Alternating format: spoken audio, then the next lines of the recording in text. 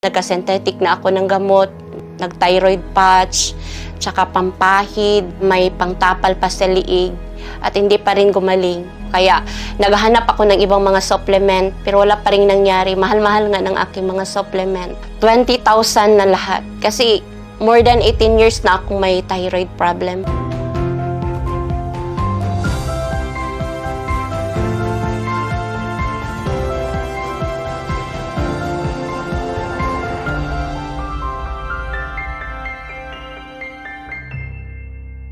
Ako po si Belen Magandam, taga Magtuod, Davao City. I am 41 years old. Ito po ang aking kwentong salveyo. When I was 23 years old, na-diagnose na po ako na may goiter.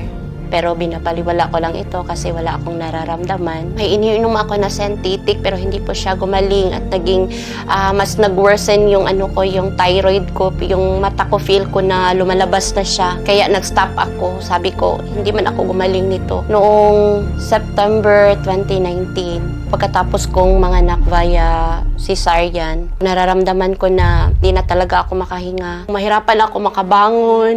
Sabi ko sa asawa ko, nabangunin mo ako. Tapos yung kapatid ko, sinabi ko na, ate, pupunta ka dito kasi masakit po yung yung mga buto-buto ko.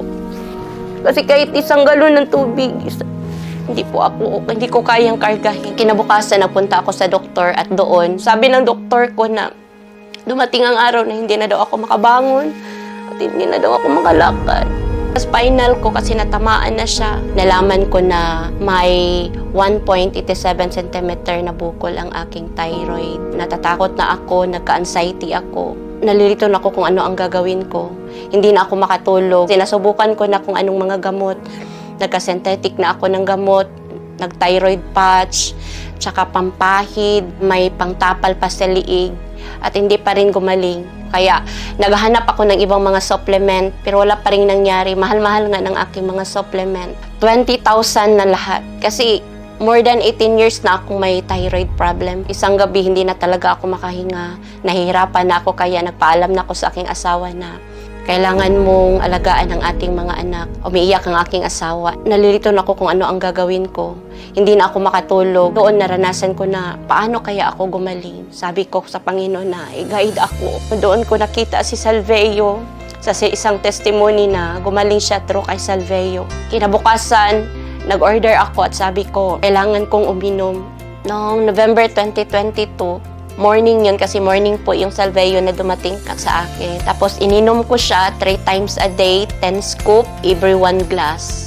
Nasa 10 months na po ako umiinom ng Salveyo at doon, yung malaking umbok ng aking liig, na-flatten po siya kahit tingnan po sa aking liig ngayon, wala na po yung bukol. At saka yung mga symptoms ko na mahirapan akong bumangon, masakit ang mga buto ko, nawawala po yun. Pero sa mga lab test ko, nakita ng doktor at sabi ng doktor, oh, anong nangyari? Wala kang goiter. Cleared yung THS mo, yung FT4 mo, wala ka ng goiter. Kaya nagpapasalamat po ako kay Salveyo Barley na siya ang ginamit na instrumento ng Diyos na hindi ako maopera.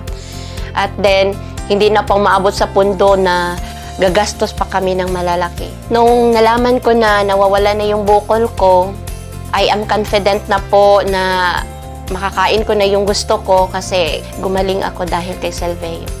Yung nararamdaman ko na yung symptoms ko na masakit ang mga buto, yung spinal ko na masakit, galing po dito sa batok ko at saka yung hanggang sa baywang ko, nawawala po lahat. Sabi ng asawa ko, hindi ka mamamatay. Kaya uminom ka ng Salveyo, damihan mo. Bumili tayo kasi ito ang solusyon ng ating problema. Kaya ito ngayon, ito ang gamit namin. Hindi lang ako, kundi buong pamilya namin. Galing kay baby, at saka sa husband ko, Salveyo po ang gamit namin. Sa ngayon, siguro kung nakikita ninyo, okay na po ako. Yung bukol talaga yung pinagpasalamat ko sa Diyos kasi nawala po yung bukol ko sa liig. Tapos nawawala na po yung kahit kapain ko, nawawala na po yung mga symptoms ko, wala na po siya. Kaya I am so blessed po, nakilala ko po si Salveyo. Ginamit po siya at isa po siyang answered prayer. Hindi lang po sa akin, kundi pati na po sa aking pamilya po. Ako po si Belen Magandam at ito ang aking kwentong Salveyo.